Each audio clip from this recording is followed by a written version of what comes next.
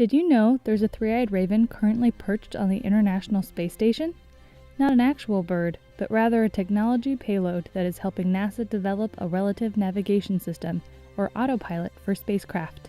Launched to station in 2017 aboard a SpaceX Dragon on the company's 10th commercial resupply services mission for NASA, and installed on the outside of ISS by station's Dexter robot, Raven is equipped with 3 distinct camera vision systems: visible, infrared, and LiDAR.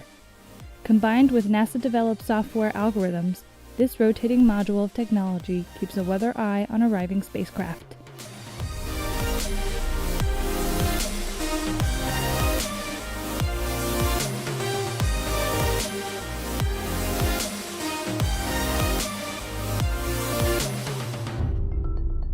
Raven's head, containing its 3 eyes, or cameras, is always on the swivel, which is made possible by its integral gimbal. Raven is an on-orbit test bed that was built to mature technologies related to relative navigation sensors and algorithms. Raven was launched to the International Space Station aboard a SpaceX Dragon capsule in February 2017. And it's been operational on the space station since that time. So using 3 different sensors on Raven that are on a movable gimbal platform, Raven can track the incoming visiting vehicle to station all the way from very, very far away, all the way up to where they dock with the space station. So basically, at any given time, Raven can tell you where the incoming visiting vehicle is in space relative to the space station and what attitude or pointing direction it is. Raven sends the data it collects from tracking and observing incoming spacecraft to its processor or brain, called SpaceCube. This information then tells Raven how it needs to move to continue to track the spacecraft and gauge relative distance and positioning. NASA engineers have taken what they've learned from multiple Raven observations over the years to adjust and fine-tune the relative navigation system as needed, so it's ready for the upcoming on-orbit servicing, assembly, and manufacturing 1 mission, which will robotically refuel a satellite, among other things.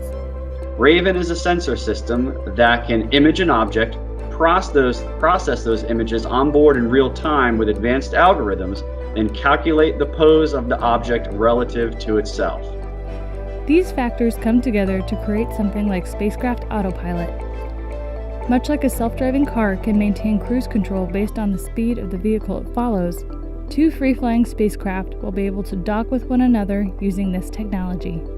Though this operation is similar to the autonomous docking of visiting spacecraft to station, Raven's unique application is necessary for docking 2 satellites with the challenges of each moving and rotating in every direction during the rendezvous and docking phase.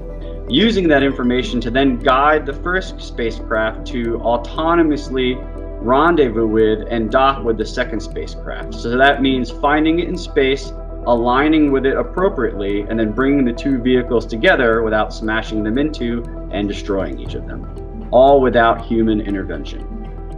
This capability is the kind of thing you need for docking with spacecraft that were not originally designed to be docked with and serviced, which happens to be a vast majority of them. That's why Raven's time on station is critical for the future of on-orbit servicing, assembly, and manufacturing, or OSAM. The OSAM-1 mission will use Raven's relative navigation capability to autonomously, meaning no humans involved, rendezvous and dock with the satellite, and then telerobotically refuel it. This will be the first time in history a spacecraft not originally designed to be serviced will be refueled as a means to extend its operational life. Raven is also important for future exploration missions. Raven's technologies can be applied to future NASA missions because if humans want to make a footprint in the solar system beyond low Earth orbit, which is where the International Space Station is located, we're going to have to rely on some form of autonomous docking technologies in the future. Whether it be an unmanned cargo vehicle meeting up in orbit around the moon, refueling tankers located in geosynchronous Earth orbit, or a return vehicle arriving on Mars in advance of a crewed landing, all of these feats will require the technology we're developing with Raven. Using its 3 eyes, Raven is looking to the moon, Mars, and beyond. Relying on highly robust autonomous systems becomes more crucial the further you move away from Earth as the communications time increases drastically.